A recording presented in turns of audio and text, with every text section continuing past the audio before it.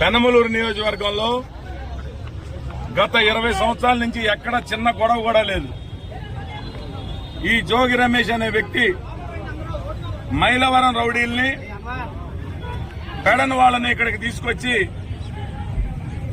Rowdyism goondaism Telugu Desam party కార్యకర్త తలపగల కొట్టారు. ఈ రోజున ముగిసిన తర్వాత జోగి రమేష్ నీకు వడ్డీతో సహా చెల్లిస్తా, ఏంటో నీ కొడుకేంటో పిల్ల బచ్చాగాడు రెచ్చిపోతా ఉన్నాడు, ఉంటే ఏదైనా ఉంటే మైలవరంలో చూసుకో. ఇక్కడికి వచ్చి పిల్ల పూగేసాలు వేస్తే పెనమలూరు తెలుగుదేశం పార్టీ కార్యకర్తలు చూస్తా కూర్చోరు. తరిమి పోతా